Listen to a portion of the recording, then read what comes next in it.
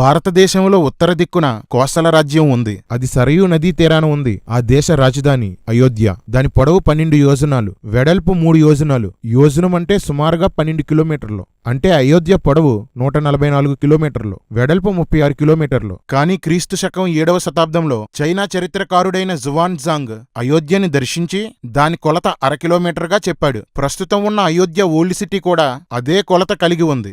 దీనిని బట్టి రామాయణం సొల్లని ప్రారంభంలోనే తెలిసిపోతుంది. క్రీడా ప్రాంగణాలు, అంతస్తులతో కూడిన మేడలు, ఆకాశాన్నంటే భవనాలు, వివిధ దేశాల నుండి వచ్చిన వర్తకులు, వరిబియ్యం, చెరుకు రసాలతో విలసిల్లే పట్టణం అయోధ్య. ఇక్ష్వాకు అనే రాజవంశంలోని వారు దీన్ని పరిపాలిస్తూ ఉండగా ఆ పరంపరలో దశరథుడు అనే రాజు పరిపాలించే కాలంలో ఈ కావ్యం కథ ప్రారంభమవుతుంది. దశరథుని పాలనలో అందరూ ఇంద్రియ నిగ్రహం కలవారు, కామాతురత లేనివారు అని రాయబడింది. కాని కామెడీ ఏంటంటే కోసల కోటలోనే ఉన్న దశరథుడు పండు ముసల్తనంలో కూడా నిండు కామాతురత కలవాడు. తన పెద్ద కొడుకైన రాముడు కాదు, కాముడు.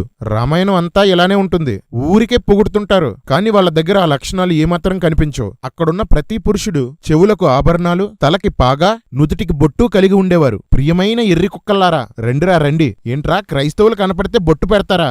మీ ధర్మం బొట్టొకటే కాదురా, ప్రతి మొగోడు చెవులకు దుద్దులు పెట్టుకుని మెడలో ఆభరణాలు వేసుకోవాలి. క్రైస్తవులు కనపడితే బొట్టు పెట్టి మీ ధర్మాన్ని మమ్మల్ని చేయమంటారేట్రా? ఈ రోజు మీ ధర్మాన్ని మీతోనే చేయిస్తాను. రండమ్మా రండి, వచ్చి లైన్లో నిలబడండి, వరుసగా చెవులు పొడిపించుకోండి.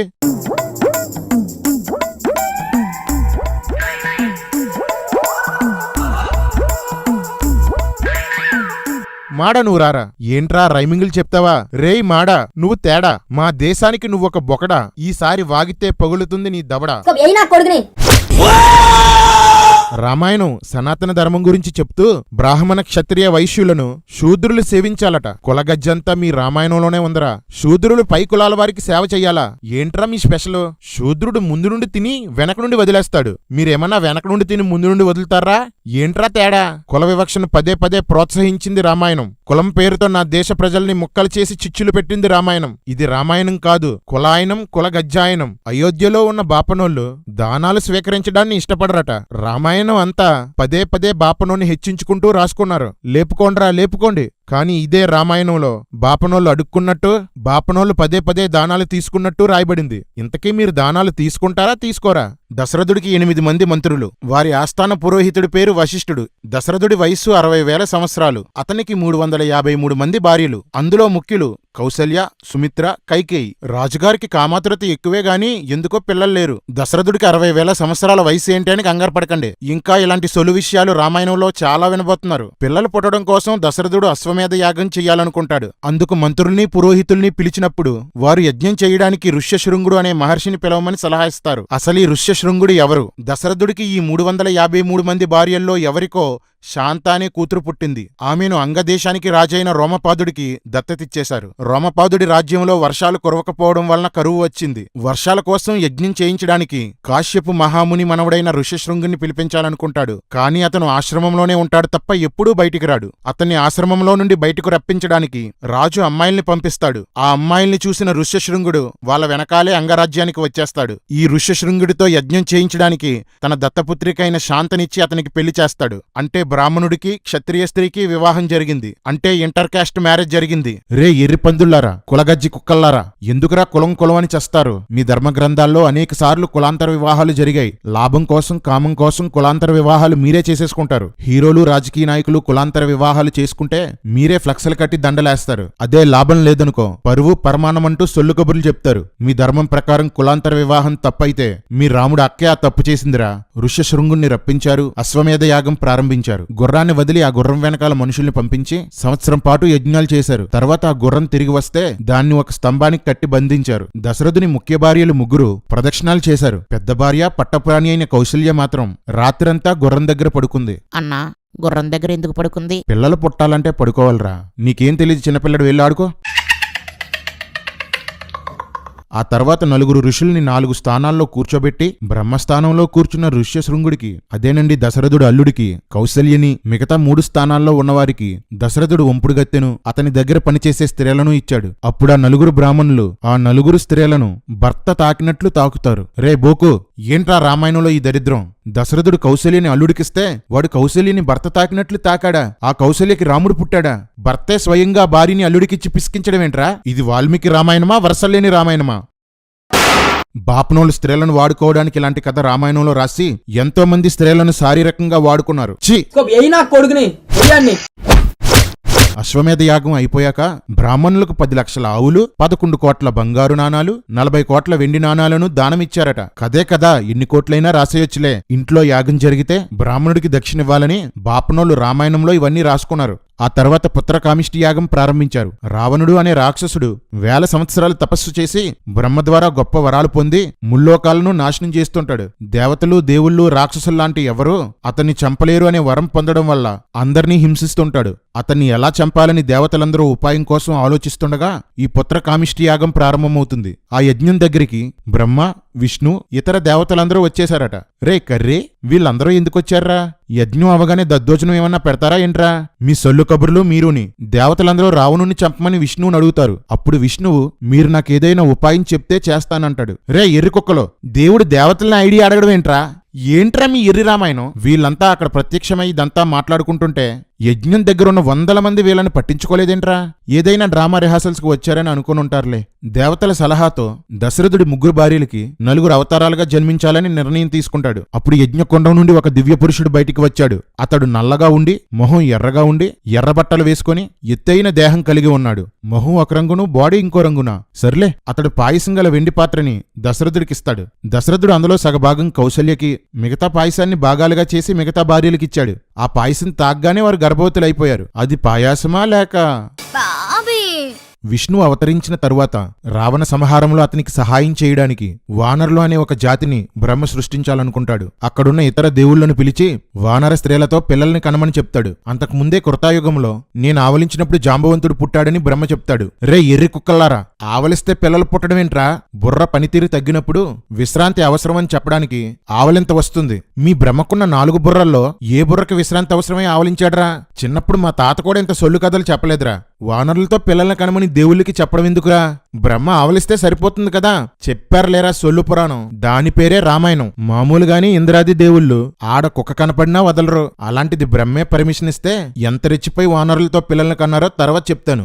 దశరథుని భార్యలు గర్భవతులైన 12 నెలలకి కౌశల్య రాముణ్ణి, మరుసటి రోజు కైకేయి భరతుణ్ణి, ఆ మరుసటి రోజు సుమిత్ర లక్ష్మణుణ్ణి, శత్రుఘ్నుణ్ణి కన్నారు. రే ముష్టి ముదిగొండ, 9 నెలలకి బిడ్డ పుడతారని మీ రామాయణంలోనే ఉంది. మరి వీళ్ళెందుకురా సంవత్సరం ఉన్నారు? ఓహో, వీళ్ళు పురుషుడికి పుట్టలేదు, పాయాసానికి పుట్టారు కదా. చెత్త రామాయణం మీరుని. రాముడు, భరతుడు నలుపు నీలం కలిసిన రంగులో పుట్టారు. ఆ 4 పిల్లలు వేదాలు, ధనుర్విద్య, విజ్ఞానం నేర్చుకున్నారు. రాముడు వీళ్ళందరికంటే వీరుడు. బాల్యం నుండి లక్ష్మణుడు రాముణ్ణి సేవించేవాడు. భరతుడు, శత్రుఘ్నుడు కలిసి ఉండేవారు. అంటే చిన్నప్పటి నుండి లక్ష్మణుడు రాముడికి బానిసనమాట. రాముడు లక్ష్మణుడు లేకపోతే నిద్రపోయేవాడు కాదట, తినేవాడు కాదట. ఈ 4 అన్నదమ్ములకి 12 సంవత్సరాల వయసు వచ్చింది. అప్పుడు దశరథుడు యుక్త వయసు వచ్చిన తన కుమారులకు వివాహం చెయ్యాలని మంత్రులతో ఆలోచించాడట. 12 సంవత్సరాలకే మీ రాముడు యవ్వనానికి వచ్చేశాడా? ఆహా! అంతలో విశ్వామిత్ర మహర్షి దశరథుని సభకు వచ్చాడు. దశరథుడు విశ్వామిత్రునితో, మీరు రావడం మా అదృష్టం, మీకు ఏ సహాయం కావాలని అడుగుతాడు. అందుకు విశ్వామిత్రుడు, నేను యజ్ఞం చేస్తున్నాను. మారీచుడు, సుబాహువు అనే 2 రాక్షసులు యజ్ఞాన్ని పాడు చేస్తున్నారు. యజ్ఞంలో ఉన్నాను కాబట్టి నేను వాళ్ళని చంపడానికి వీల్లేదు. నీవు నీ పెద్ద కొడుకైన రాముణ్ణి పంపితే అతడు రాక్షసుల్ని సంహరించి యజ్ఞాన్ని పూర్తి చేస్తాడని చెప్తాడు. రాముడు తప్ప ఎవరూ వాళ్ళని చంపలేరని చెప్తాడు. రే పిచ్చి పొలకాలు, అప్పటికి రాముడు ఏం పీకడనరా ఈ సొల్లు ఎలివేషన్లు? రామాయణం అంతా ఇంతే. రాముణ్ణి ఎత్తుతూనే ఉంటారు, రాముడు దిగిపోతూనే ఉంటాడు. ఏంటి మమ్మీ ఎవడీడు? దశరథుడు భయపడి ఏడ్చి మూర్చబోయాడు. గాయస్, ఈ మూర్ఛ అనే మాట మర్చిపోకండి. రాముడు చిరుప్రాయుడు, పసిబాలుడు, యుద్ధం ఇంకా నేర్చుకుంటున్నాడు. కావాలంటే నేను సైన్యం వస్తామంటాడు దశరథుడు. మరి పసిబాలుడికి అప్పుడే పెళ్ళేంటో. రాముణ్ణి పంపడానికి వశిష్ఠుడు దశరథుడిని ఒప్పిస్తాడు. రాముడు నల్లటి పిలకొకటేసుకొని ధనుసు పట్టుకుని బయలుదేరుతుంటే లక్ష్మణుడు కూడా అతని వెంట వెళ్ళాడు. అసలు రాముడి ఫోటోలు మనం చూసేవన్నీ అబద్ధ ఫోటోలు. ఒక్క ఫోటో నిజం ఫోటో కాదు. పూర్వం ఉండిపోయినటువంటి ఆశ్రమంలో అసలైన రాముని యొక్క మూర్తి ఉంది. ఇప్పటికీ గుండు చేయించుకుని పిలక పెట్టుకుని ఉంటాడు ఆయన. నిత్యాగ్నిహోత్రీకుడు, శిఖ లేకుండా ఉండడు ఆయన. సరయూ నది దగ్గర బల అతిబల అనే మంత్రం విశ్వామిత్రుడు రామలక్ష్మణులకి నేర్పిస్తాడు. ఈ మంత్రం వల్ల అలసట, ఆకలి రాదట. యామరపాట్లో కూడా రాక్షసులు ఏమీ చేయలేరట. విచిత్రం ఏంటంటే రామలక్ష్మణులు ఎప్పుడూ ఈ మంత్రాన్ని వాడలేదు. గురువులంటే ఎంత గౌరవమో వీళ్ళకి. గురువుగారు అంటే నాకు హరి హరి గుండెల మీద తన్నేవరా. ఆ తరువాత గంగానది దాటారు. తాటకి అనే రాక్షసి వాళ్ళకి ఎదురుపడి ఇబ్బంది పెడుతుంటే విశ్వామిత్రుడు రామునితో ఆమెని చంపు అంటాడు. అందుకు రాముడు నేను స్త్రీని చంపను అంటాడు. అపకారం చేస్తే స్త్రీనైనా సరే చంపడం తప్పు కాదు, విష్ణువు కూడా చంపాడని విశ్వామిత్రుడు చెప్తాడు. లక్ష్మణుడు తాటకి ముక్కు చెవులు కోసేశాడు. ఈ లక్ష్మణుడికి చిన్నప్పటి నుండి చెవులు ముక్కు కోయడం అలవాటు అనుకుంటా. రాముడు బాణం వేసి ఆమెని చంపేస్తాడు. రాముడు రాక్షసిని చంపినందుకు అనేక అస్త్రాలను విశ్వామిత్రుడు ఇస్తాడు. మొత్తానికి విశ్వామిత్రుడు యజ్ఞం చేసే సిద్ధాశ్రమానికి వచ్చారు. యజ్ఞం యొక్క ఆఖరి రోజు మారీచుడు ఇతర రాక్షసులతో యజ్ఞం జరిగే ప్రాంతంలో రక్తం కురిపిస్తాడు. రాముడు కోపంతో మారీచుడిపై బాణం వేస్తే 1200 కిలోమీటర్ల దూరంలో పడిపోయి స్పృహ కోల్పోయాడంట. ఏంట్రా ఈ సొల్లు రామాయణం, 1200 కిలోమీటర్ల? సుబాహును ఇతర రాక్షసుల్ని బాలరాముడు బాణాలేసి చంపేశాడు. యజ్ఞం పూర్తయిన మరుసటి రోజు ఇంకా ఏం చెయ్యాలని రాముడు అడిగితే మిథిలా రాజైన జనకుడు యజ్ఞం చేస్తున్నాడు, అక్కడ ఒక మహాధనుస్సు ఉంది, దాన్ని చూడ్డానికి వెళ్దామంటాడు. దారి పొడుగునా కొన్ని సొల్లు కథలు చెప్పుకుంటూ రామలక్ష్మణులను విశ్వామిత్రుడు తీసుకెళ్తాడు. తాను రాజయ్యుండి మహర్షి ఎలా అయ్యాడో చెప్తాడు. గంగాదేవి కోసం, కుమారస్వామి పుట్టుక కోసం, క్షీరసాగర మదనం లాంటి సొల్లు కథలు ఎన్నో చెప్తాడు. మిథిలా నగరానికి దగ్గర్లో ఒక ఆశ్రమాన్ని చూసి అదేంటని రాముడు విశ్వామిత్రుడిని అడుగుతాడు. హైందవ దేవతల నాయకుడు ఎంత బోగ్గాడో, మునిభార్యలు ఎంత పతిత్తులో తెలియజేసే కథ చెప్తాడు. అది గౌతమ మహర్షి ఆశ్రమం. గౌతముడు ఆశ్రమంలో లేనప్పుడు ఇంద్రుడు గౌతముడు రూపంలో వచ్చి అతని భార్య అయిన అహల్యతో నీతో కామించాలనుకుంటున్నానని చెప్తాడు. తపస్సు శక్తిగల అహల్య వచ్చినవాడు ఇంద్రుడు అని గుర్తిస్తుంది. దేవతల రాజు కాబట్టి అతనితో రమించాలని ఈమె కూడా ఆరాటపడుతుంది. అహల్య ఎంత గొప్ప తపస్వినో. మొత్తానికి ఆశ్రమంలో ఇద్దరు ఫసక్. ఇంద్రుడు అహల్య లోపల తపస్సు ముగించగానే గౌతముడు వచ్చేశాడు. గౌతముని చూడగానే ఇంద్రుడు పంచెలో పోసేసుకున్నాడు. లేదు పోసాడు. గౌతముడు కోపంతో ఇంద్రుణ్ణి నీ 2 ముష్కాలు రాలిపోవాలని శపిస్తాడు. దేవతల అధిపతి అయిన కామేంద్రుని 2 ముష్కాలు రాలి నేల మీద పడిపోతాయి. ఇదేం దరిద్రం రా. రే ఏంట్రా మీ దేవుళ్ళు? శివుడిదేమో అంగం ఊడిపోయి పడిపోయిందా, దేవేంద్రుడివేమో వృషణాలు ఊడిపోయాయా? అవేమన్నా పిచ్చలా మామిడికాయ పుచ్చులారా రాలిపోవడానికి? ఇలా పక్కోడి భార్యతో పడుకోవడానికి వెళ్ళినవాడు మీ దేవతల నాయకుడా? మీ దేవతల నాయకుడు ఇలాంటోడు కాబట్టే సూర్యుడు మొదలుకొని మీ దేవతలందరూ కనపడ్డ ప్రతి స్త్రీని కామించడమే. అరే కర్రీ, అనుకోకుండా నీకు పెళ్ళైపోయిందనుకో. ఆహా అనుకో, మీ 33 కోట్ల దేవతలందరికీ ప్రభువైన ఇంద్రుడు నీ ఒంటికను రాక్షసుడి రూపంలో వచ్చి నీ భార్యతో తపస్సు చేశాడనుకో. ఏం చేస్తావురా? ఇంద్రుడు కాళ్ళు కడిగి నీళ్లు నెత్తిమీద వేసుకుని ఐయామ్ అన్అపాలజెటిక్ సనాతన్ అంటావా? లేక ఇదేం దరిద్ర ధర్మం రాని వదిలి వచ్చేస్తావా? చెప్పరా కర్రీ. రే మీ దేవుళ్ళు పార్ట్లకి బోల్ట్లు గట్టిగా బిగించుకోమని చెప్పండిరా. రాలిపోతున్నాయి కదా, రాలిపోయిన వాటిని దేవుళ్ళు అనుకుని మీ ధర్మం పూజలు చేసేస్తుందిరా. రాలిపోయిన శివుడు అంగానికి స్త్రీలతో పాలాభిషేకం పూలాభిషేకం చేయిస్తున్నారు కదరా. రాలిపోయే పువ్వా నీకు రాగాలెందుకే, తోటమాలిని తోడు లేడులే. పురుషుడు అంగాన్ని స్త్రీతో మొక్కిస్తున్నారా. ఇదిరా మీ ధర్మం. ధ్వజస్తంభానికి ప్రదక్షిణాలు చేసి మరీ పూజ చేయట్లేదు. ధ్వజస్తంభం అంటే అంగమే కదా. బూతు పూజలు, బూతు పద్ధతులు, బూతు ధర్మం మళ్ళీ మీరు మాకు చెప్తారా? చేది నమ్మ బతుకు బురదలో పంది బతుకుతుంది, నువ్వు బతుకుతున్నావు ఎందుకురా ఎదవన్నారు ఎదవ. తర్వాత ఈ కామేంద్రుడు దేవతల దగ్గరికి వెళ్లి గౌతమ మహర్షి తపస్సును భగ్నం చేసి మీ అందరికీ సహాయపడ్డాను, మీ మంచి కోసం నేను ఈ పని చేస్తే నన్ను శపించి ముష్కాలు రాలిపోయేలా చేశాడు, నాకు మీరే కొత్త ముష్కాలు పెట్టండి అని అడుగుతాడు. ఇంద్రా పోరంబోకు పని చేసి దేవతల దగ్గరికి వెళ్లి అబద్ధాలు చెప్తావా? నీలాంటోడికి ముష్కాలు కాదు మొత్తం మొదలకి చెక్కేయాలి. బోకు దేవుళ్ళు, బూతు పనులు, బొంకు మాటలు. సిగ్గుండాలరా. రే కర్రీ, రూపాలు మార్చుకోగలిగినోడు ముష్కాలు తెచ్చుకోలేడా? పోను 5 రూపాయలు పెట్టి ఫెవిక్విక్ కొనుక్కుంటే సరిపోయేది కదరా. అగ్ని మొదలైన దేవతలందరూ పితృదేవతల్ని బతిమాలితే యజ్ఞంలో వధించబడిన మేక వృషణాలు తెచ్చి ఇంద్రుడికి అతికించారట. ఇదేం సొల్లు రామాయణంరా. ఇలాంటి బోకు పని చేసిన వాడికి వృషణాలు అంటించిన పితృదేవతలెవరో? రే ఎర్రి కుక్కల్లారా, మీ దేవులకి పీక్కోవడమే గాని అతికించుకోవడం రాదేంట్రా? తలకాయ నరికేస్తారు కానీ అతికించలేరు. ఏనుగు తలకాయ తెస్తారు, ముష్కాలు రాలిపోతే అతికించలేరు, మేకవ తెచ్చి అతికిస్తారు. ఏం దేవుల్లో ఏం సొల్లు కథలో. గౌతముడు అహల్యను కూడా శపించి 1000 సంవత్సరాలు అన్నపానాలు లేక ఈ ఆశ్రమంలోనే అదృశ్యంగా పడి ఉంటావు, రాముడు అడవిలోనికి వచ్చాక నువ్వు నీ శాపాన్ని పోగొట్టుకుంటావని చెప్తాడు. అలా రాముడి రాకతో అహల్య శాప విమోచనం జరుగుతుంది. ఒకసారి ట్రాన్స్లేటర్ని తీసుకురారా బాబు కృష్ణాచారి. వెంకట్రామయ్య, అహల్య ఇంద్రునితో కామించిందని వాల్మీకి రాస్తే అహల్య ఇంద్రుని వెళ్లిపోమన్నాదని తర్జుమా చేస్తారా? ఇలా రామాయణంలో ఎన్నో చోట్ల ఎన్నో మార్చేశారు. రే వాళ్ళ పిర్రలు కోసేయండిరా. మీరు కుట్లేసుకొని రండి రా, తర్వాత మీ పని చెప్తాను. అక్కడి నుండి బయలుదేరి జనక మహారాజు యజ్ఞం చేస్తున్న ప్రదేశానికి వస్తారు. జనకుడు విశ్వామిత్రుడిని చూసి సంతోషించి ఈ చిన్నారులు ఎవరు అని అడుగుతాడు. వీరు దశరథుని కుమారులు శివధనుస్సును చూడాలని వచ్చారని చెప్తాడు. అందరూ కలిసి శివధనుస్సును చూడ్డానికి మిథిలా నగరానికి వెళ్తారు. శివధనుస్సు జనకుడి ఇంట్లో ఉండడానికి కారణం జనకుడు చెప్తాడు. పూర్వం శివుడు దక్షుని యజ్ఞాన్ని ధ్వంసం చేయడానికి ఈ ధనుస్సును ఎక్కిపెట్టి నాకు యజ్ఞంలో భాగాన్ని ఇవ్వలేనందుకు చంపుతాను అంటాడు. దేవతలు శివుణ్ణి బ్రతిమాలినందుకు వారికి ఈ ధనుస్సును బహుమానంగా ఇస్తే ఆ ధనుస్సును జనకుని పితరులకిచ్చారని చెప్తాడు. అలా ఆ ధనుస్సు జనకుని దగ్గరకు వచ్చింది. జనకుడు తన కుమార్తె అయిన సీత కోసం ఇలా చెప్తాడు. జనకుడు యజ్ఞం కోసం నాగలతో భూమిని దున్నుతుంటే చిన్న పాప బయటకు వచ్చింది. ఆమె పేరు సీత. ఆమెను నేను పెంచినందుకు నేను తండ్రినయ్యాను. నా కుమార్తె పెరిగి పెద్దయిన తరువాత అనేక మంది రాజులు పెళ్లి చేసుకోవడానికి వచ్చారు. శివధనుస్సును ఎక్కుపెట్టిన వాడే నా కుమార్తెను పెళ్లి చేసుకోవాలని షరతు పెట్టాను. ఏ రాజు కనీసం దాన్ని కదపలేకపోవడంతో కొందరు రాజులు నాతో యుద్ధం చేశారు. అలా 1 సంవత్సరం గడిచింది.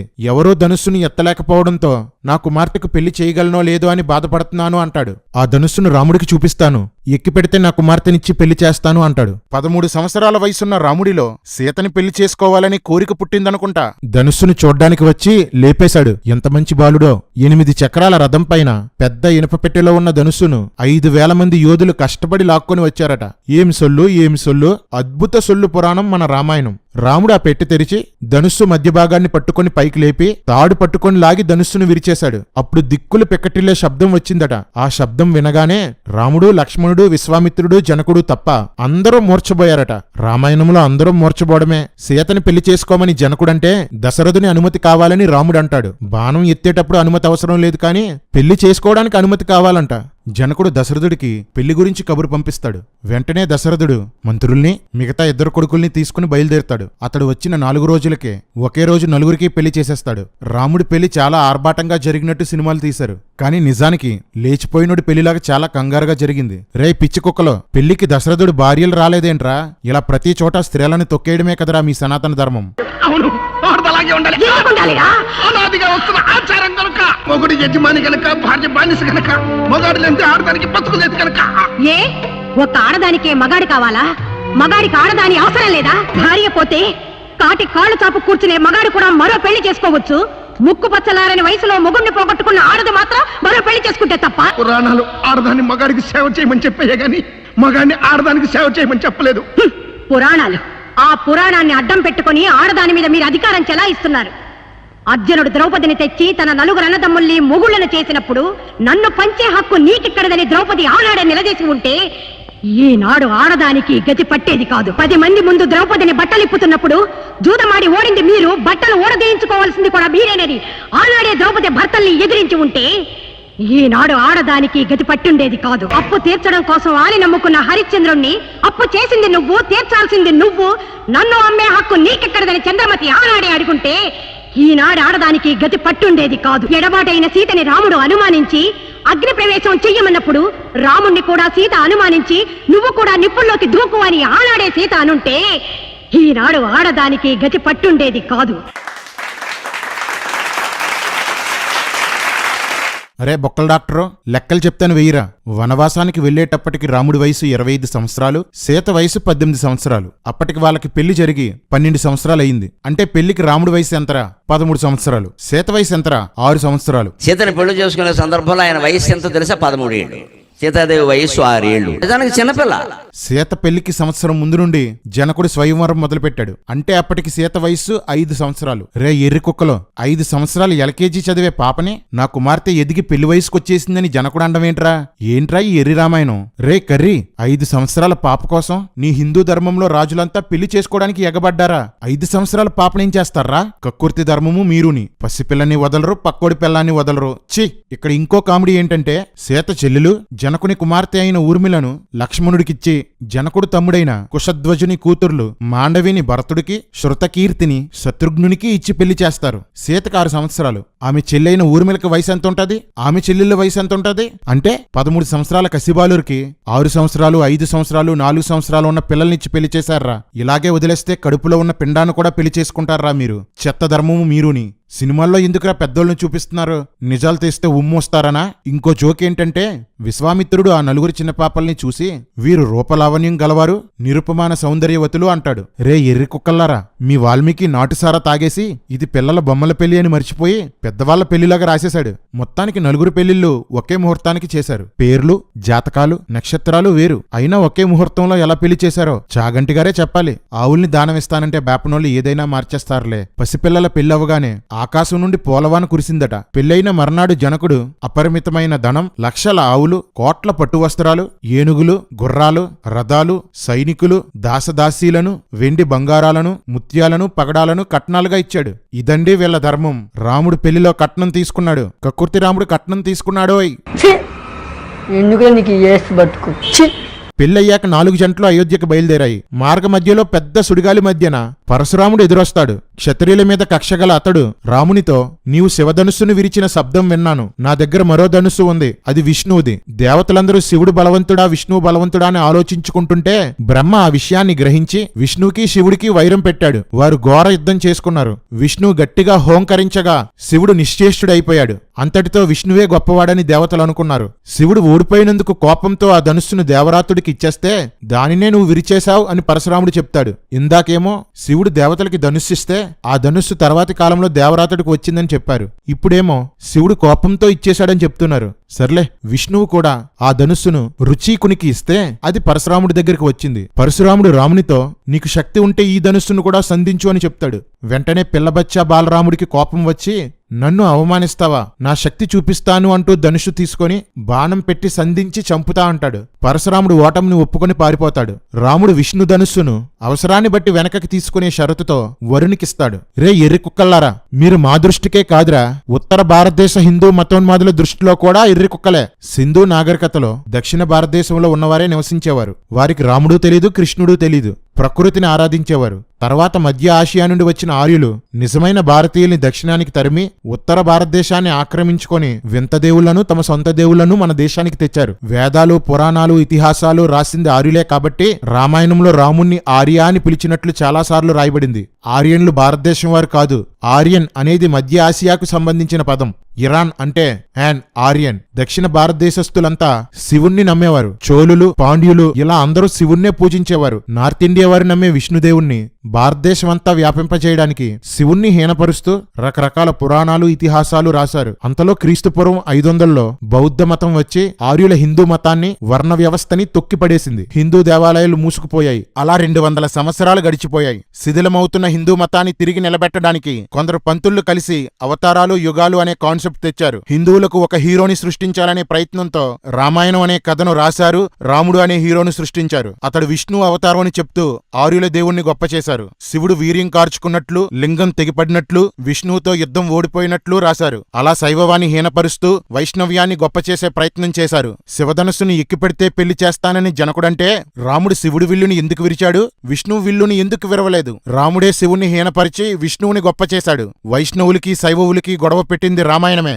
ఈ గొడవలతో అనేక మంది శైవవుల్ని చంపి విష్ణు అవతారాల్ని దక్షిణ భారతదేశంలో వ్యాపింపజేశారు. తమది కాని భాష, తమకు చెందని దేవులని అంగీకరించడానికి ఇష్టపడని దక్షిణ భారతదేశ ప్రజల్ని హింసించి మభ్యపెట్టి మార్చడం మొదలుపెట్టారు. ప్రస్తుతానికైతే ఆ పనిని రాజకీయంతో చేస్తున్నారు. దక్షిణ భారతదేశంలో ఉన్న పని పాటాలేని కొందరు పొరంబోకుల్ని కొనేసి వాళ్లను మతోన్మాదులుగా తయారు చేశారు. అందులో ఒకడే ఈ కర్రిగాడు. వీడి సంస్థ పేరు శివశక్తి. కానీ వీడెప్పుడూ శివుణ్ణి తగ్గించే మాట్లాడతాడు. వీడు ప్రకటించేది సనాతనం, జపించేది రామాయణం. ఇదంతా ఆర్యులు చేస్తున్న మోసం. అసలు సనాతనం అనేది దక్షిణ భారతదేశంకి సంబంధించిందే కాదు. సీతారాముల పెళ్లి కోసం ఒక గొప్ప మర్మం చెప్పాలి. ఆఖరి భాగంలో చెప్తాను. నలుగురు అన్నదమ్ములు ఫుల్లుగా కట్నం దోచుకొని అయోధ్య బయలుదేరారు. అయోధ్యలో ఈ పసి దంపతులకి గ్రాండ్ వెల్కమ్ చెప్తారు. అత్తలో ఈ నలుగురు చిన్నపిల్లలకి మంగళ స్నానాలు చేయించి, పట్టు వస్త్రాలు ధరింపచేసి, పూజలు చేయించి ఏకాంతంగా తమ తమ భర్తల దగ్గరకు పంపిస్తారు.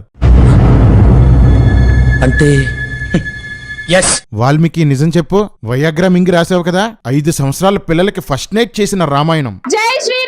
6 సంవత్సరాల సీతతో 13 సంవత్సరాల రాముడికి శోభనం.